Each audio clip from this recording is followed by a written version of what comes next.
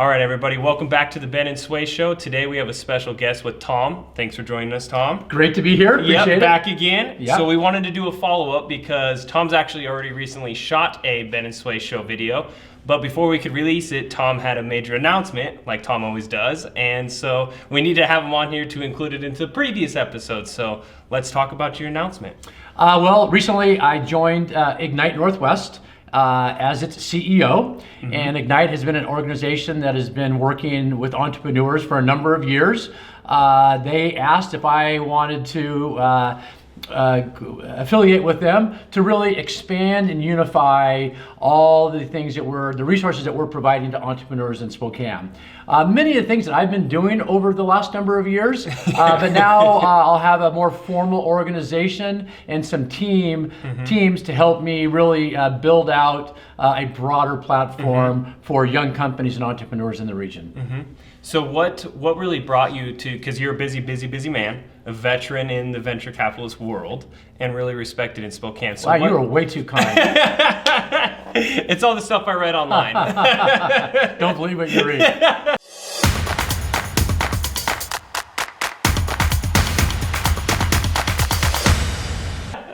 No, so it's a nonprofit, correct? Correct. So you're basically going to resurrect a lot of cool seedling companies? Yep. I wouldn't say resurrect seedling companies. What I really want to do is provide a number of, let's say, just resources to explosively growing companies or entrepreneurs that have an explosive idea. And those resources are access to capital, it's mentorship, it's programs and events that will give them information and education on topics that are necessary to grow a young business. So those are the sort of things that we want to build out and provide. On top of that, as you know, I'm passionate about Spokane in this region, and I believe that there's not enough awareness about all the great things that are going on here in Spokane. So I want to use Ignite to do more formal marketing and really better get the word out about what's going on here so that we can attract more entrepreneurs to this region and get other companies to open up a location here like the other Ignite has done, the software company, and like Rover has done. So that's part of my vision as well.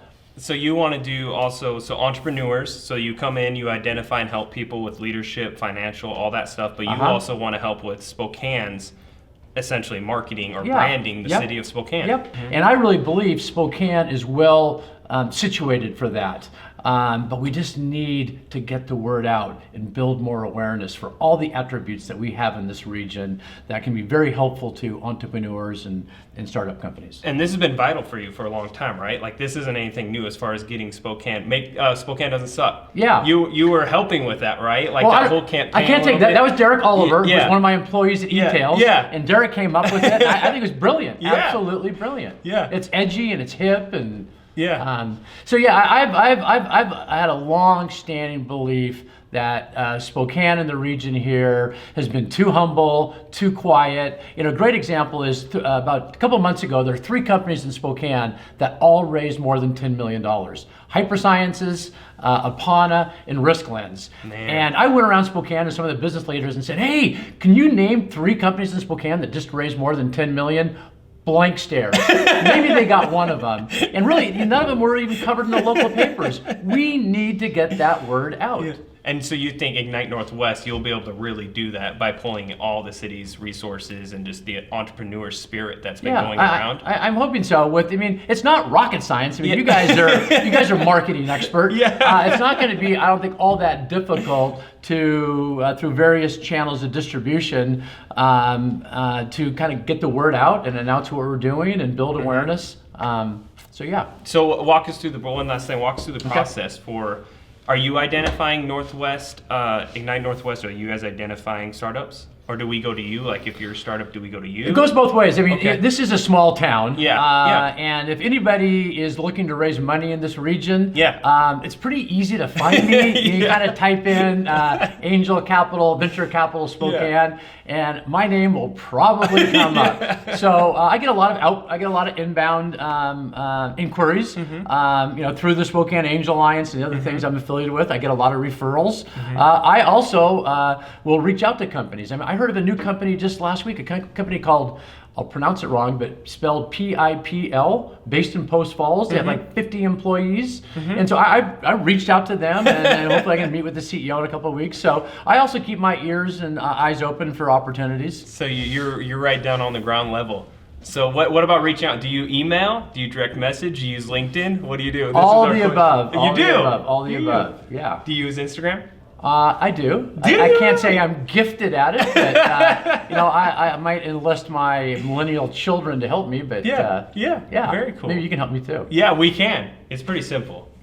Good. Hey, one last thing too, though. Yeah. As your audience may know, we're here in the 518 building, which is just a hub for entrepreneurs and business leaders and students. And the Indaba Coffee downstairs is great. We have a couple startups in this building. One of my visions for Ignite too is to hopefully expand this location somehow, so we have a bigger footprint, so we can have more co-working space, we can have more offices for startups. And so part of my vision is, and hopefully we can find a way to do it in this area here, but I ultimately want a home where Ignite can be, and it's comprehensive.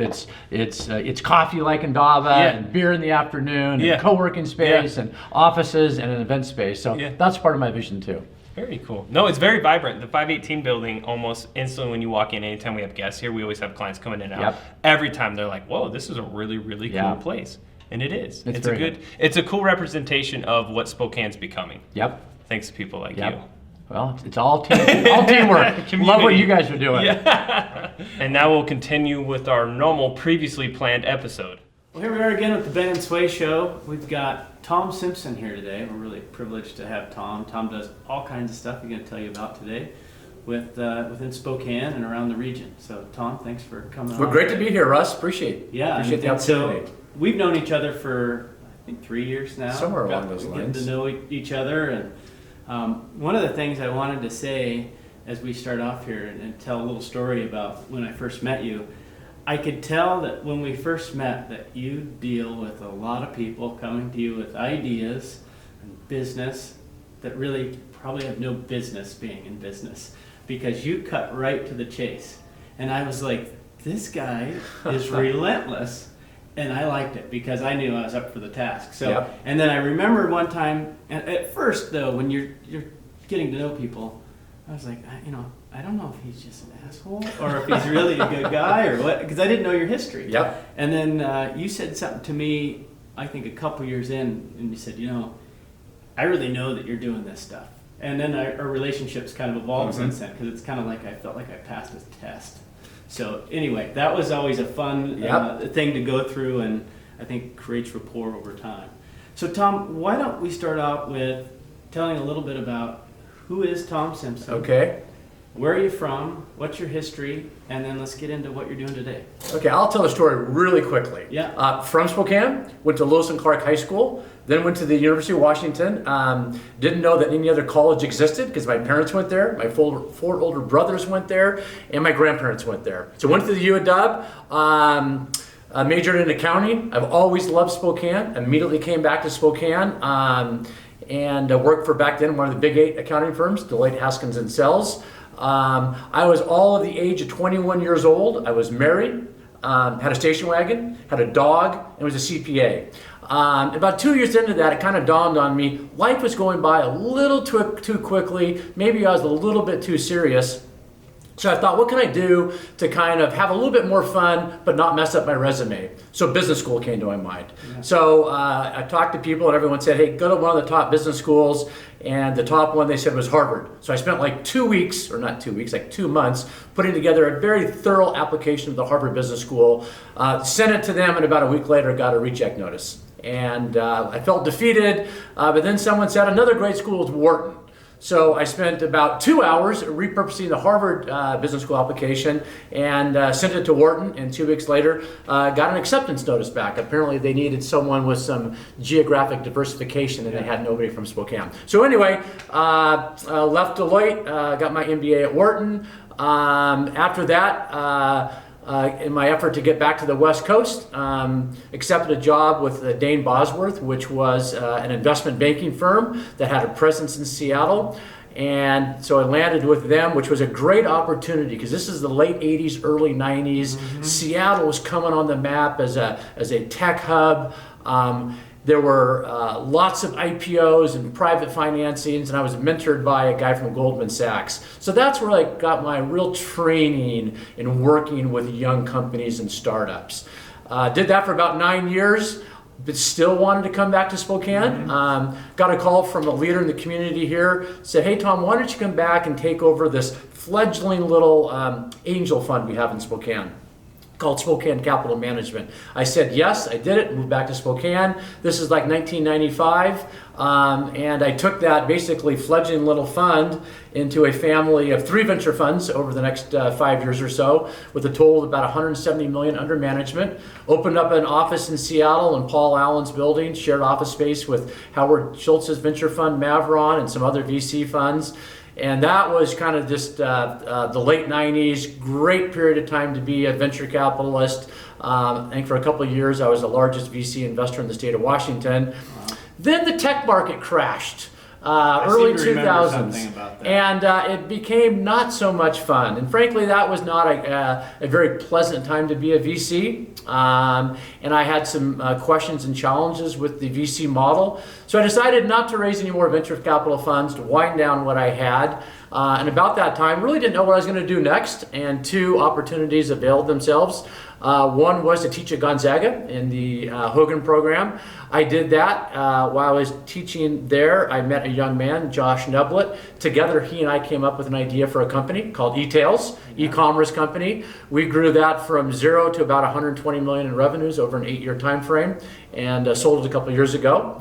But also, when I was invited to teach at Gonzaga, I was also asked to take over the Spokane Angel Alliance, which was again, kind of a fledgling little angel group with about 20 members or so that met infrequently. I took that over, built it to about a 100-person group, modeled it after the Seattle Alliance of Angels. And over the last 10 years, we've funded about 45 companies to the tune of about 45 million. Those companies have gone on to raise about another 190 million. So it's been a great funding mechanism for young companies in the region. And then alongside with that, although I said I would not raise any more venture funds, I've raised 4 angel funds, Kickstart 1, 2, and 3 in the toolbox to invest in local companies. And right now, I'm investing out of the most recent of those funds, which is Kickstart 3, and that brings us up to date. Yeah. I know a little bit about Kickstart 3 because you're an investor in one of my Absolutely. I'm an investor in Vaagen Timbers and very excited to be an investor. So let me back up just a little bit because we are about a decade apart, and my view on Seattle was shaped by graduating. I think we're from more Washington. than a couple of decades apart, but I will take the compliment. Well, your energy, you've got energy to burn for a 30-year-old, so I think we're good there. I'll take that. So I moved to Seattle after graduating from Washington State University in 1999. And so when I got there, everything was blowing and going. You know, it was the tech boom. And I was in One Union Square downtown. I was actually working for BDO, an accounting firm. I didn't have an accounting degree, but I had some connections to accounting. And here's an interesting story, and this will bring back memories. The office had it was an investment group contest. And so people were picking stocks. Right. Do you remember this? Yep. And they were all kind of competing. It was almost like the brackets for the NCAA tournament. And then 2000 came around, end of 99, early 2000, and it was just dead. Yep. And it was a different time in Seattle. And now Seattle, I think, is back and burgeoning. Oh, absolutely. And it's a fun place to go visit, but like you, I love Spokane, the Inland Northwest, and we got a lot of things going here. So it's really interesting to hear about the investments in the local community. And I'd like to ask you, what companies right now that you're involved with are really interesting to you and you think really have an opportunity to elevate from this smaller mid-market stage to a really large stage and have an impact around the region? Well, that's a hard question, Russ, because a lot of these companies are like my kids. Yeah. It's like saying, hey, which of your kids do you like more than the rest? I wouldn't invest in these companies initially if I didn't think that they had tremendous potential. So really, I'm an advocate of all of them. If I had to pick a couple that are probably more notable, one is Stay Alfred. Yeah. This is the basically creating an entirely new hospitality experience combined with a unique business model. So I won't go into all those details, but founded by a fire-breathing entrepreneur, Jordan Allen, been highly successful. The company is now operates in 32 different cities around the country. They've raised over $60 million in capital so far. So that's one of them. Another company, Spiceologist here in town, founded by Pete Taylor, coming up with really innovative, new, flavorful spices and deploying some really clever marketing and branding. Fascinating company. What else is of interest? Vaagen Timbers. I mean, how can I not mention your company? Frankly, your company is probably a little different than the mainstream tech-oriented investments that an angel or a venture fund might make. But I like having the flexibility to kind of go outside the box. I really look that I don't really just invest specifically in specific verticals, but rather invest in people, ideas, and markets. And you reflect the criteria I'm looking for in each of those buckets, and am absolutely convinced that Vaagen Timbers is going to be a ginormous company in 5 or 7 or 10 years, if not sooner. Well, so those are 3 different companies. I'm honored to be part of that group. That's exciting. And I've got a unique set of experiences that go along with the things you've described. I presented at the Angel Alliance. Yep. You guys were doing, with Andy Barrett there at the Toolbox, you guys were doing those kind of informal pitches there for a while. I don't know if those are still going on, but that was really cool. Yep. I think what we were trying to do with this show is talk about some of these things. There's a great incubation of stuff going on in Spokane. Yep. We just had the Amazon stuff going out in the West Plains. And they're using that as an anchor to really bring in some more. Mullen Technologies is talking about bringing electric sports car and battery technology. That's all really amazing stuff. And I think what you're doing, it probably take some time for people to realize what you've done for this community. And I know you're doing it to raise funds and be part of these companies, but you were really passionate about that. Really passionate about building businesses and working with people. And I really, for one, appreciate that and the value you're adding to this community. If you haven't been part of the Angel Alliance or these things and you're interested, how would somebody reach out to you or reach out to the Angel Alliance or whatever it is that you're involved with to learn more and maybe become involved? Well, first of all, thank you for your comments. I really appreciate it. But you hit the nail on the head. I really do it out of passion. I grew up here. I love this community. I think there's tremendous opportunity here. I really enjoy the enthusiasm of younger people and mentoring them. So it is out of passion, and that is really the key element of the success of any business. I mean, one of your reasons for your success is your passion for what you're doing. So that's just a key criteria I look for in before I invest in a young company is what's driving them and are they really passionate about it. In terms of learning more about what I do and how to get involved, it's really very easy. I've kind of got 2 websites. One is www.Spokane Angel Alliance. And that talks all about what our calendar is, what we're looking for, how to get a hold of me, a way to submit a business plan or reach out to me directly. And then I have my own website, which is www.nwva.com. They're comparable websites, but both kind of give an overview of my background, the companies I've been involved with, and a way of getting a hold of me. It's a small community, and I try to respond to everybody that reaches out to me in a respectful, timely manner.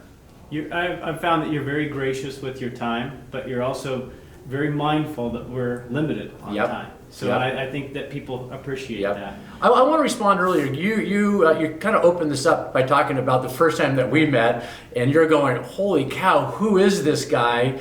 I look at a high number of new plans every day, every week, every month.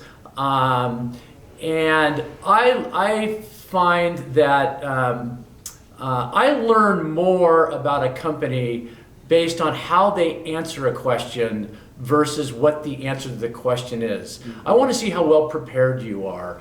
And if you come in and I just sit there and I just listen to your beautiful PowerPoint presentation, which you've spent a lot of time in, you've studied the market, I would probably invest in every single company that came to me. Because you know what? The PowerPoint presentations look really nice. Yeah. They're big markets, compelling product, wonderful team, huge revenues. Based on that, I would invest in 100% of the deals that come to me.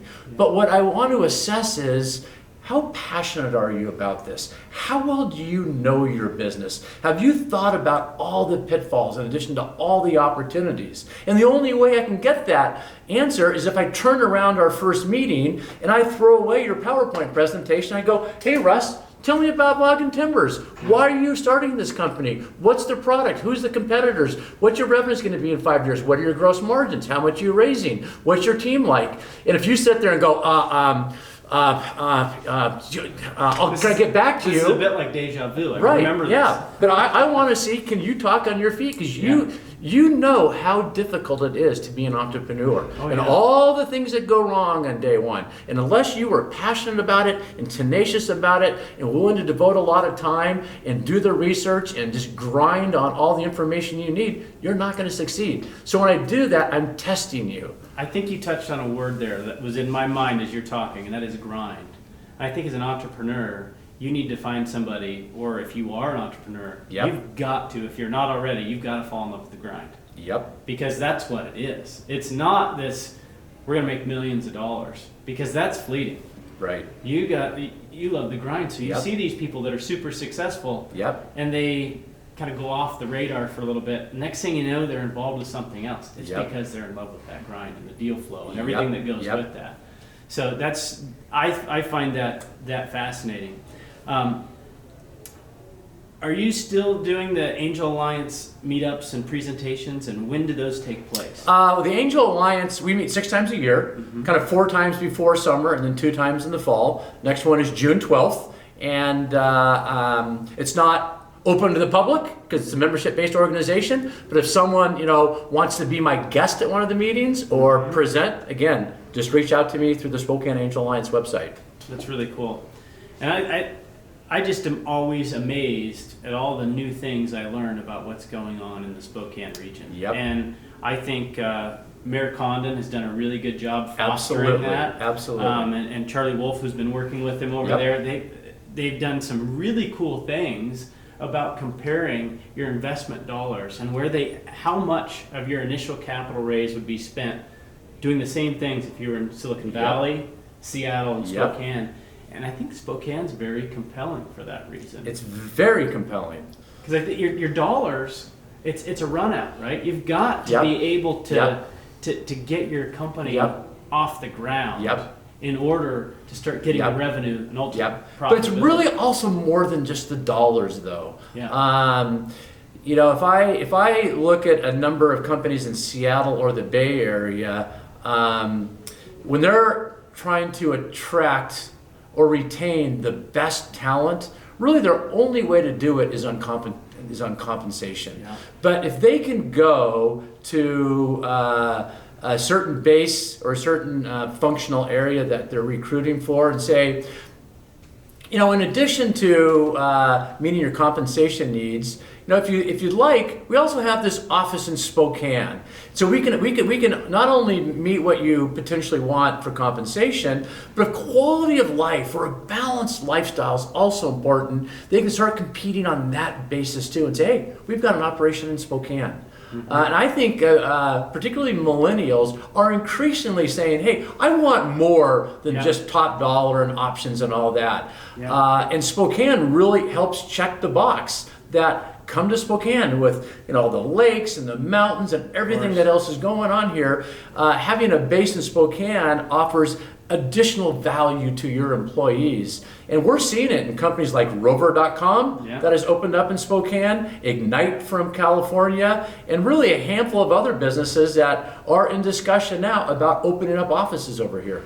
Because it is, if you like Four Seasons, it's awesome. Seattle's a big enough town that you can do everything you need to do. I remember my family's been in business for a long time, and I remember Vaagen Brothers Lumber when I was a kid. We always had to have banking relationships in Seattle because the banking wasn't sizable enough in Spokane. And that's all shifted.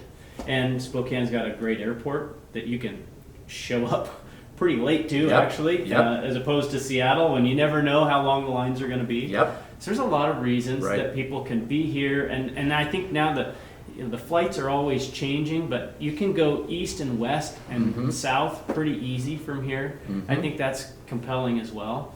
So there's a lot of good reasons to be here. I was thinking something too. You were talking about entrepreneurs and what you're looking for, and I think this goes right in line with that. But I always heard that investors look for the jockey, not the horse. The jockey being the person running the business, the horse being the business. You can have a great horse, but if the guy can't ride it, or gal, then it's not going to get to the finish line. And it sounds like that's really a focal point for you. Is that accurate? That is so true. And where I learned that in spades was a long time ago in Seattle. In the very early days of Starbucks, I had an opportunity to get to know Howard Schultz. In fact, it wasn't even called Starbucks yet. It was called Il Giornale. And my mentor at the time knew Howard. And so I had a chance to meet with him on several occasions early on, and had a chance to invest in a very early round of Starbucks. At the time, I was young in the business, and I overly analyzed the business. And I mistakenly called my father, who was a conservative attorney from Spokane, and say, hey, Dad, I have a chance to invest in this company. And my dad looked at me and said, who's going to spend $1 for a latte? And with that, I go, Dad, you're probably right. What I missed was Howard Schultz and his flair, his passion, his charisma, and what he had done and accomplished. And that's where I learned that lesson in a hard way, because I did not invest. Well, and I missed the jockey. What's really interesting about that is if you dig, you find that in some of these incredible companies. For instance, Microsoft. When they first started, they were trying to do a traffic app like Waze. Paul Allen and Bill Gates. And then they morphed into the whole software business. YouTube was a dating app that failed, but they figured out that people liked videos, so they started making videos. That's a key component in the team following the market and the opportunity.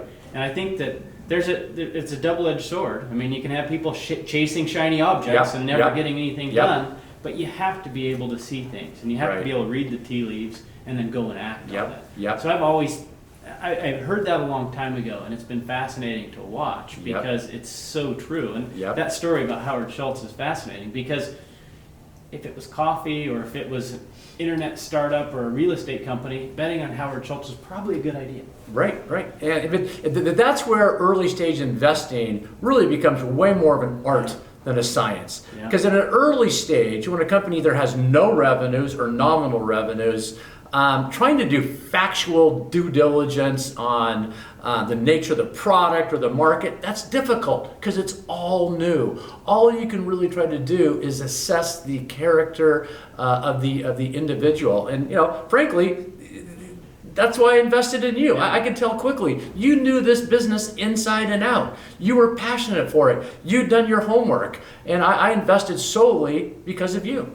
I appreciate that. And I'm honored to be part of your network and meet some of the people that you work with, and I look forward to that going forward. And I just like to say thanks for being part of this show, and thanks for being a part of Spokane and this region, because I don't think your value will be completely known until all of these companies start doing what they're doing. And I just like to say thank you for doing that. Not just because you're involved with me, but and your work with Gonzaga, you invited me to come speak to your class, and that was a lot of fun, and I got a lot out of that, and I've actually stayed in touch with some of those students, so that was a great opportunity. So with that, is there any closing comments that you'd like to make before we get out of here? Any closing I think the one closing comment I might make is I'm a big advocate for Spokane and what's going on here.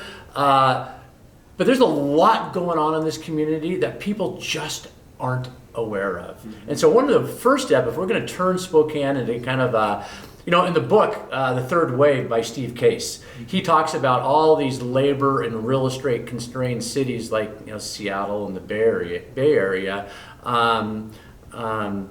aspiring to go to secondary and tertiary cities like Spokane. So this trend is not something that we're just experiencing here in Spokane, but other cities across the country are. And I want to make sure that we seize that opportunity before us. But before we can do it as a community, we have to be aware of what's going on here before we can tell our story.